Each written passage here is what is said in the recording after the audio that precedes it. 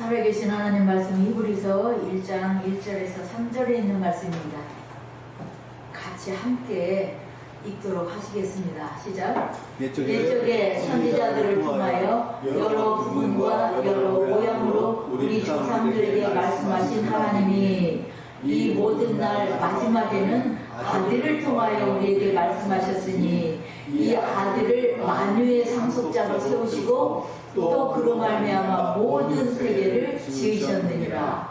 이는 하나님의 영광의 광채시요 그 본체의 형상이시라. 그의 능력의 말씀으로 만물을 붙이시며 죄를 정결하게 하는 일을 하시고 높은 곳에 계신 지극히 크신 이 우편에 앉으셨느니라. 아멘. 우주보다 크시고 영원하신 하나님께서 작고 작은 그리고 유한한 아주 짧은 시간만 살 수 있는 유한한 우리에게 다가오신다면 어떻게 가까이 다가오실 수 있을까요? 어떻게 줄여서? 말씀으로 다가오십니다. 하나님은 말씀이십니다. 성경은 하나님께서 우리에게 주신 말씀입니다. 하나님께서는 그러면 우리에게 무엇을 말씀하셨을까요? 그리고 무엇을 지금도 말씀하실까요? 하나님께서 하신 일을 말씀하십니다. 하나님께서 갖고 계신 계획을 말씀하십니다. 하나님의 뜻을 말씀하십니다. 하나님이 어떤 분이신지를 말씀하십니다. 하나님 자신을 우리에게 나타내시고자 하십니다. 그 목적이 뭘까요? 왜 그렇게 광대하시고 영원하신 하나님을 우리 조그마한 우리에게 그렇게 나타내시려고 하실까요? 하나님의 영광을 위해서입니다. 우리가 하나님을 영화롭게 하고 하나님을 기뻐하도록 하시기 위해서입니다. 우리로 하여금 하나님의 영광에 참여하도록 하시기 위해서 하나님께서는 우리에게 다가오십니다. 우리로 하여금 하나님을 알도록 하나님께서 계속 말씀하시고 우리는 하나님을 알도록 창조되었습니다. 하나님을 알 수 있도록 하나님께서 창조하셨어요. 삶에서 어떤 것보다 더 큰 기쁨과 즐거움과 만족을 주는 것은 하나님을 아는 지식입니다. 이 세상에 어떤 기가 막힌 지식을 알게 된 것과 비교할 수 없는 기쁨이 있습니다. 비교할 수 없는 만족을 주십니다. 영생은 유일하신 참 하나님과 그가 보내신 자 예수 그리스도를 아는 것입니다. 히브리서는 유대교에서 개종한 그리스도인들의 배교를 방지하기 위해서 먼저 유대인들이 존귀하게 여기던 구약적 존재들보다 예수님께서는 우월하심을 증명하는 성경입니다. 구약시대에는 하나님께서 많은 선지자들을 통해서 오랜 기간 동안 말씀하셨습니다. 그 안에는 예수 그리스도가 예표적 그림자의 형태로 나타나 있습니다. 구약에 계시는 점진적으로 발전하고 통합되어서 그리스도를 통한 구속으로 성취될 것이 약속되어 있습니다. 구약에서 선지자로 최초의 인물은 아브라함입니다. 하나님께서는 아브라함에게 너를 통해서 온 천하 만민이 복을 받으리라 말씀하셨습니다. 그래서 그분이 아브라함을 통해서 오실 것이 예언된 겁니다. 그런데 그 전에 있었던 에녹도 하나님의 심판을 예언했다라고 유다서에 기록하고 있기 때문에 아브라함보다 이전에 있던 에녹도 선지자라 칭함을 먼저 받지는 않았지만 예언자라고 여겨지는 인물입니다. 유다서 1장 14절에서 15절 말씀을 함께 읽겠습니다. 아담의 7대손 에녹이 이 사람들에 대하여도 예언하여 이르되 보라 주에서 그 수많은 거룩한 자와 함께 임하셨나니 이는 무사람을 심판하사 모든 경건하지 않은 자가 경건하지 않게 행한 모든 경건하지 않은 일과 또 경건하지 않은 죄인들이 주를 거슬러 한 모든 완악한 말로 말미암아 그들을 정죄하려 하시니라 하였느니라. 자, 에녹이 예언했는데 주께서 심판하시기 위해서 임하신다 라는 것을 예언했다는 거예요. 구약에 안 나와 있는 내용인데 유다가 그렇게 신약에서 기록을 하고 있습니다. 에녹서라는 거에 기록되어 있다라고 해요. 유대인들에게 가장 위대한 선지자는 누구입니까? 모세입니다. 그런데 모세가 여호와께서 이후에 나와 같은 선지자를 일으키시리니 너희는 그의 말을 들을지니라 이렇게 얘기를 했어요. 그 예언은 그리스도를 세우실 것이다 라는 말씀입니다. 구약은 마지막 선지자 말라기까지 그리스도가 오실 것을 계속 예언하고 있습니다. 오늘 히브리서는 이 모든 날 마지막에 그랬어요. 이 모든 날 마지막은 말세, 종말이라는 의미를 갖고 있고 그리스도의 초림부터 재림까지의 전 기간을 말합니다. 사도행전 2장 17절 말씀입니다. 함께 읽으시겠습니다. 하나님이 말씀하시기를 말세에 내가 내 영을 모든 육체에 부어주리니 너희의 자녀들은 예언할 것이요 너희의 젊은이들은 환상을 보고 너희의 늙은이들은 꿈을 꾸리라. 언제예요? 말세에. 그래서 지금 사도행전이 기록되고 있는 성령 충만함을 받아서 방언하던 그 시대 때부터 말세라고 말하거든요. 지금도 말세. 그것보다 훨씬 더 마지막 날이 가까운 말세인 거죠. 우리는 말세 시대를 살아가고 있습니다. 세상 끝날은 언제 닥칠지 모르고 있지만 반드시 예수님께서 오십니다. 지금 말세라고 기록한 사도행전 때보다는 훨씬 더 마지막 날이 가까워진 말세를 살고 있습니다. 그리스도는 모든 계시를 완성, 종결시키는 분이시고 계시의 핵심입니다. 계시 자체로 모세와 엘리야와 비교할 수 없이 위대하신 분입니다. 모든 성경은 예수님의 계시로 완결되었습니다. 그것이 요한 계시록입니다. 예수 그리스도의 계시라 이렇게 요한 계시록이 시작되고 있어요. 예수님의 계시로 계시록이 딱 마감되었어요. 더 이상 하나님의 계시를 얻기 위해서 선지자가 나타나서 새로운 계시를 말할 필요가 없습니다. 이미 다 하나님께서는 우리를 향해서 갖고 계신 계획도 말씀하셨고 하나님의 뜻도 말씀하셨고 마지막 날에 있을 일도 다 말씀하셨습니다. 지금 우리가 살고 있는 이 마지막 날에 있을 일까지도 다 계시되었습니다. 이 하나님의 아들, 오늘 히브리서 1장 1절에서 3절 말씀은 예수님은 누구신가? 하나님의 아들은 누구신가에 대한 굉장히 중요한 내용들이 다 들어 있습니다. 이 하나님의 아들이 누구냐? 아들을 통해 말씀하신 하나님. 마지막 날. 이것에 오늘은 하나님께서 주시는 말씀을 듣도록 하겠습니다. 첫째, 하나님의 아들. 이 아들을 하나님께서는 만유의 상속자로 세우시고 라고 2절에 말씀하고 계시죠. 만유의 상속자. 그리고 하늘과 땅의 모든 권세를 하나님께서 주셨습니다. 아들에게요. 예수님께서 하나님 나라를 비유하신 이야기에 이 포도원 농부의 비유가 들어 있습니다.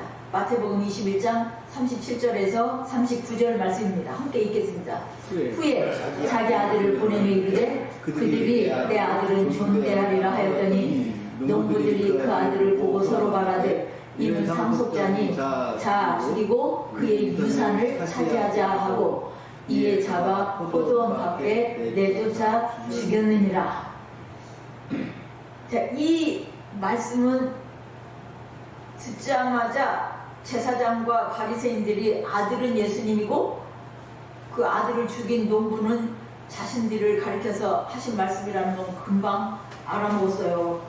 그래서 이 예수님을 이제 죽이려고 그러는데 무리들이 예수님을 선지자로 알고 있어서 그 무리들을 두려워서 금방 잡지를 못합니다. 무리들은 선지자로 알고 있다고요? 그런데 제사장들, 서기관들, 이 사람들은 우리를 그 못돼 먹은 농부에 비유해 죽여야 돼. 자신을 누구에게 비유했느냐가 중요한 거예요. 지금 예수님께서 못돼 먹은 자로 비유했다는 거죠. 못돼 먹은 놈들로. 우리는 예수님의 뒤를 이어서 하나님의 양자로 입양되었습니다. 받아들여졌습니다. 우리도 하나님 나라를 상속할 상속자입니다. 그래서 마태복음 25장 34절입니다. 함께 읽으시겠습니다. 그때의 임금이 그 오른편에 있는 자들에게 이르시되 내 아버지께 복받을 자들이여 나와 창세로부터 너희를 위하여 예비된 나라를 상속하리라. 이 예수님 말씀이에요. 예수님께서 상속자다. 너희 예수님께서 말씀하신 내용입니다. 우리도 상속자예요. 예수께서 복음을 전파하시기 전에 세례 요한에게 세례를 받으신 후에 사탄에게 이끌려서 시험을 받으셨습니다. 사탄은 예수님을 높은 산으로 데리고 가서 천하 만국과 그 영광을 보여주면서 내게 엎드려 경배하면 이 모든 것을 다 너에게 주겠다라고 유혹했습니다. 마치 하와를 유혹했던 것처럼 내가 이 천하 만국의 영광을 너에게 주겠다. 그러나 예수님께서는 그렇게 사탄에게 절하는 방법으로 천하 만민에게 영광 받는 길을 택하지 않으셨습니다. 아버지의 뜻대로 그것을 거절하고 아버지의 뜻대로 십자가의 길을 가셨습니다. 그리고 하늘과 땅의 모든 권세를 누구로부터 받아요? 아버지께로부터 받습니다. 사탄의 유혹에 넘어가서 사탄에게 받으려고 하시지 않고 십자가의 길, 영광의 길, 하나님께서 예비하신 길을 간 겁니다. 그래서 아버지께 받은 권세에 인간도 처음에는 만유의 상속자였습니다. 땅을 정복하고 모든 생물을 다스리는 권세를 받았습니다. 그러나 타락하여 그 지위를 상실했습니다. 그리스도를 통해 새롭게 창조된 성도들은 그리스도와 함께 하나님의 유업을 잇는 영광이 주어졌습니다. 그리고 권세를 딱 받게 되었습니다. 로마서 8장 17절 말씀입니다. 함께 읽겠습니다. 자녀이면 또한 상속자, 곧 하나님의 상속자요 그리스도와 함께한 상속자니 우리가 그와 함께 영광을 받기 위하여 고난도 함께 받아야 할 것이니라. 우리도 하나님 자녀된 권세를 하나님께 받았습니다. 그 권세 뭐에다 쓰라고 받았어요? 복음 전하는 권세, 예수 그리스도의 증인되는 권세를 받았어요. 하나님께로부터. 모든 세계는 또한 이 아들로 말미암아 지어졌습니다. 아들이 누구냐 해서 이 천지를 창조하신 분이에요. 요한복음 1장 3절입니다. 함께 읽겠습니다. 만물이 그로 말미암아 지은 바 되었으니 지은 것이 하나도 그가 없이는 된 것이 없느니라. 하나님께서 말씀으로 천지를 지으셨고 이 말씀은 곧 하나님이시고 말씀이 육신이 되어 우리 가운데 오셨다라고 했어요. 그러므로 천지 만물은 예수 그리스도 없이 지어진 것이 한 개도 없다고. 천지 만물이 예수님으로 인해서 지어졌습니다. 예수님은 지금도 예수의 이름을 믿고 주로 영접하는 사람들의 마음의 빛으로 들어오시고 새로운 영혼으로 새로운 우주를 창조하십니다. 우리 안에요. 새로운 피조물로 우리를 만드시고 새로운 우주가 우리 안에 태어나게 하십니다. 어둠이던 사람들의 마음에 생명의 빛이 비치고 질서가 생기고 하나님의 행하신 일을 찬양하게 됩니다. 오늘 한승조 군이 기도한 것처럼요. 우리 안에 빛으로 예수님께서 오시고 그냥 자연이 생겨났던 언제부터 생겼는지는 모르지만 이 천지가 있었고 땅이 있고 하늘과 해와 달과 별이 있나 보다. 그리고 어디 생겼는지 몰라요. 그랬다가 예수 그리스도 안에서 하나님의 아들의 빛으로 새로운 우주가 우리 안에서 탄생하는 겁니다. 세 번째는요. 아들은 하나님의 영광의 광채시요 그 본체의 형상입니다. 예수께서 아버지를 보여달라고 하는 빌립에게 이렇게 말씀하시죠. 빌립아, 내가 이렇게 오랫동안 너하고 함께 있었는데 어찌하여 아버지를 보이라고 하느냐. 나를 본 자는 아버지를 보았거늘. 그렇게 말씀하십니다. 나를 본 자는 아버지를 보았다. 예수님은 하나님의 영광의 광채이십니다. 하나님 본체의 형상입니다. 변화산에 올라가셔서 베드로와 야고보와 요한에게 예수님이 영광의 모습을 보여주시자 이들은 두려움에 쌓여서 죽은 자같이 엎드러졌습니다. 베드로는 초막 셋을 칠 때 어쩌고 저쩌고 했지만 그게 자기가 무슨 말을 하고 있는지도 모른다고 해서요. 얼마나 두려웠던지. 예수님이 자신의 본래 모습을 딱 나타내 보여주시자 그렇게 됐어요. 바울은 다메섹으로 가는 도중에 예수 그리스도의 빛이 태양보다 밝은 빛이 확 비치자 눈이 멀어버렸습니다. 여러분, 하나님의 영광을 보기 원하십니까? 예수님의 빛을 보시기 원하십니까? 그렇게 하실 수 있어요. 예수님 지금도. 그렇지만 우리를 위해서 예수님이 그렇게 본체의 형상을 보여주시지 않습니다. 우리를 위해서요. 우리가 죽게 생깁니다. 이것이 하나님께서 아들을 통하여 자신을 나타내 보여주시는 계시의 절정입니다. 예수님은 하나님이시다. 모든 기독론은 예수님이 누구시냐? 하나님이시다. 이거에 초점이 맞춰집니다. 인간이 인간으로만, 역사적인 예수로만 알고 있으면 안 되고 너무나 우리와 동떨어진 하나님으로만 알고 있어도 안 되는 거예요. 하나님의 아들은 하나님과 본체시다. 이게 이 말씀이고 가장 완벽한 계시가 변화산에서 이루어졌습니다. 그런데 이제 참된 은혜와 진리는 예수 그리스도 안에서만 발견되는데도 사람들은 예수 그리스도를 찾지 않습니다. 오늘날 그리스도인들도 예수 그리스도를 찾는 것보다는 율법이나 공적 그리고 인간 지도자를 귀중히 여기고 더 의지하는 자들도 있습니다. 금방 예수님 먼저 찾지 않아요. 우리가 의지해야 하는 분은 오직 하나님의 아들 예수 그리스도입니다. 우리의 마음이 다른 것을 소망하며 다른 것을 향하게 하는 것은 모두 사탄의 유혹입니다. 네 번째, 하나님의 아들은 그의 능력의 말씀으로 만물을 붙드시며 죄를 정결하게 하는 일을 하십니다. 아들은 말씀의 능력으로 지금도 온 우주를 붙들고 계십니다. 미국 리디머 교회를 다니셨던 팀켈러 목사님은 만물에는 하나님의 실존을 가리키는 신의 지문이 묻어있다 라고 말합니다. 그에 저서 하나님을 말하다에서 이런 내용이 있습니다. 자연에 관하여는 그 설계보다 훨씬 더 충격적이고 설명할 수 없는 무언가가 있다. 데이비드 흉과 버트런드 러셀은 자연의 규칙성이 흐트러지지 않는 까닭을 지금도 짐작조차 못할 뿐만 아니라 눈꽃만한 합리적 설명을 내놓지 못한 채 내일도 그 법칙이 지속되리라 추정한다는 사실에 몹시 힘겨워했다. 한결같이 이어지는 자연의 규칙성은 과학으로 입증할 수 없으며 믿음으로 받아들여야 하는 성질이라는 뜻이다. 내일도 태양이 뜰 거야.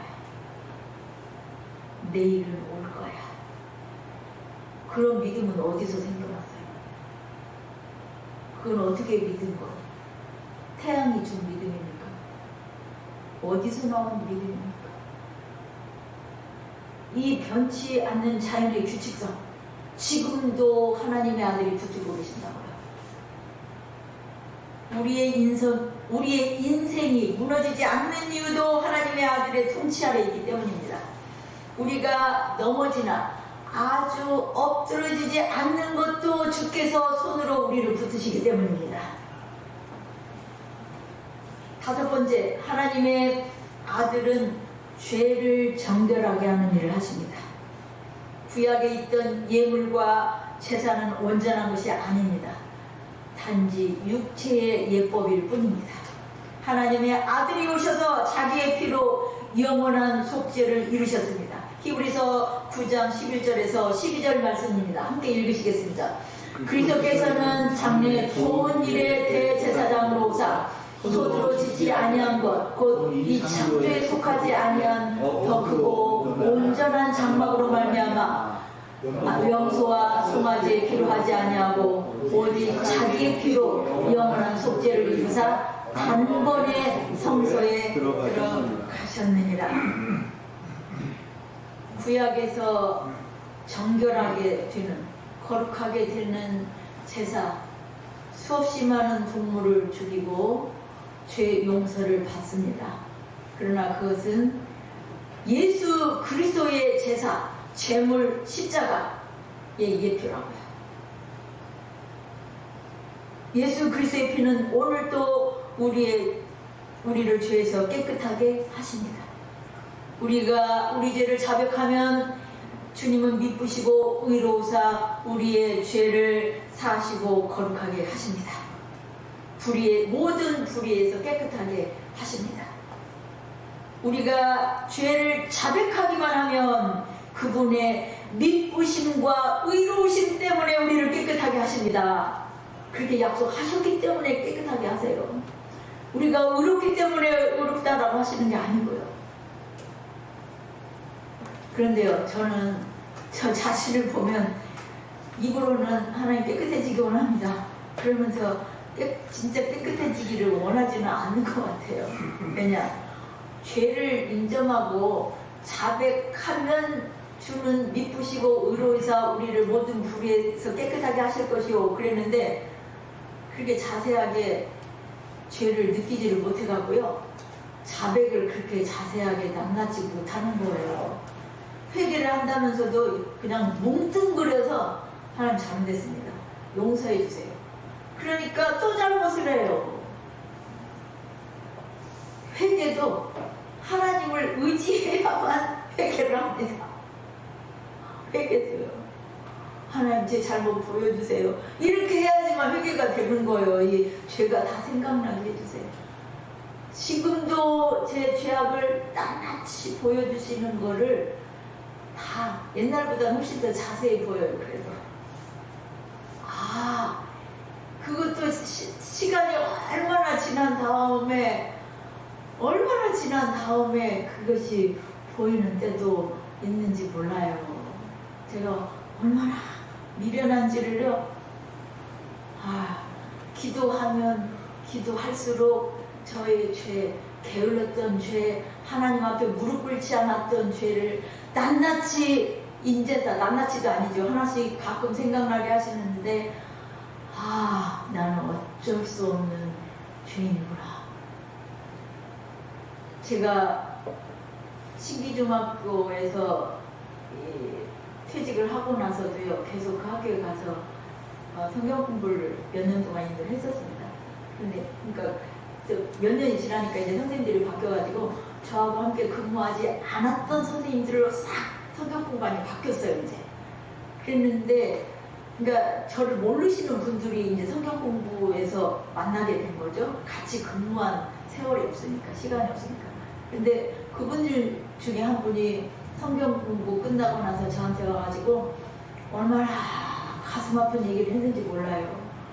결혼할 당시부터 너무 남편이 그냥 간 쓸개도 없이 잘해주는 바람에 그냥 신발도 다 엎드려서 다 닦아주고 이러는 바람에 믿지 않는 남편과 결혼했는데 본인은 하나님께 선교사로 가겠다라고 서약했던 분이고 그랬는데 고난을 겪고 남편에게 폭력을 당해가지고 아파서 학교를 못 나오는 적도 있고 이제 학교에는 아파서 못 나옵니다라고 하고 그 얘기를 어떤 분한테도 말할 수가 없는 거예요.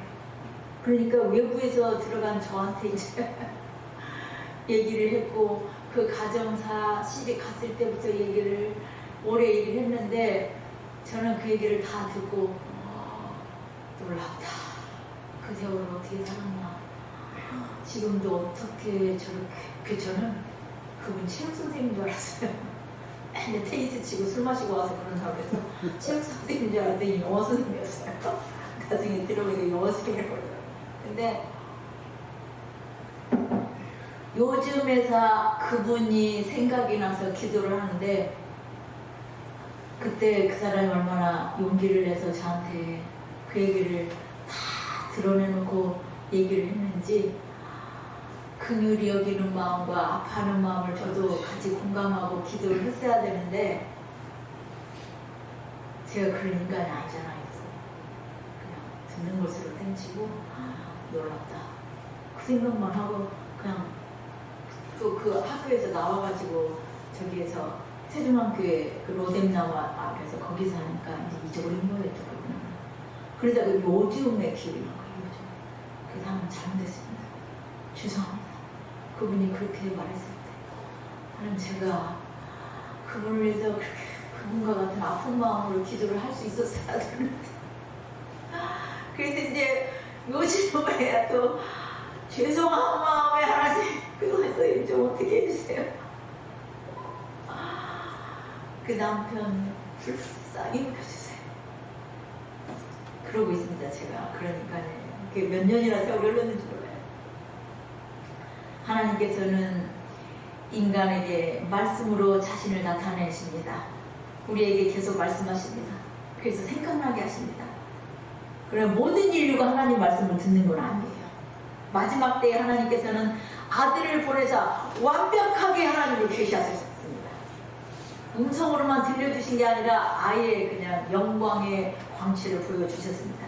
신약은 예수 그리스도를 하나님의 아들로 증거합니다. 예수님이 지상에 계실 때에 예수님을 알았던 제자들은 예수님의 관심을 끌만한 정도의 사람들이라고는 전혀 할 수가 없는 평범한 갈릴리 사람들이었습니다. 예수님은 권위를 갖고 계신 랍비이자 선지자 이상의 선지자였고 이 점차 경외심과 경건함을 불러일으켜서 마침내 제자들이 그들의 하나님이라고 인정할 수밖에 없을 정도로 만드셨습니다. 그들을 부르시고 자신의 비밀을 다 털어놓으시고 그들을 자신의 대리인으로 삼으시고 하나님 나라를 선포하도록 하셨습니다. 예수님에 대한 제자들의 지식은 제자들의 삶 전체를 변화시켰습니다. 예수님을 안다는 것은 절망과 어두움 속에서 멸망을 기다리는 자들이 하나님의 아들이 되어 상속을 기다리는 자로 바뀌는 것입니다. 또 놀랍지 않습니까? 19세기 신학은 계몽주의 영향을 받아서 예수 그리스도를 하나님과 인간이라는 고백에서 떼어내서 철저히 인간적인 차원으로 설명하려고 했습니다. 그런데 세계 1차 대전이 일어나자 이러한 흐름 전체가 뿌리째 흔들렸습니다. 이유는 이 그들이 숭배했던 유럽의 지성, 지식, 이성이라는 것이 전쟁을 막지 못했고 오히려 그 전쟁을 정당화하는 데 쓰였기 때문입니다. 이때 칼바르트가 등장해서 하나님은 인간 속에서 인간의 이성이나 종교적 감정 속에서 발견되는 분이 아니라 하나님은 스스로 말씀하시며 그 말씀은 오직 그리스도 예수 안에서만 주어진다. 예수는 연구의 대상이 아니라 하나님의 자기 계시다라고 말합니다. 20세기 기독론의 중심은 인간이 하나님을 설명하는 것이 아니라 하나님이 인간을 향해 말씀하시며 그 말씀의 요약이 바로 예수 그리스도라는 것입니다.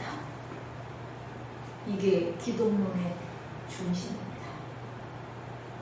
오늘날 예수님은 우리에게 새로운 말씀을 하는 것이 아니라 복음서에 기록된 자신의 말씀을 다른 성경적 근거들과 함께 우리의 양심에 적용하게 하심으로써 말씀하십니다. 복음서에서 행하시는 예수님이 이제는 그리스도인들과 함께 행하시며 그때나 지금이나 예수님을 아는 것은 예수님과 함께 행하는 것입니다. 오늘도 주님과 함께 예수님과 함께 행하며 예수님을 알아가는 저희들 되기를 소망합니다.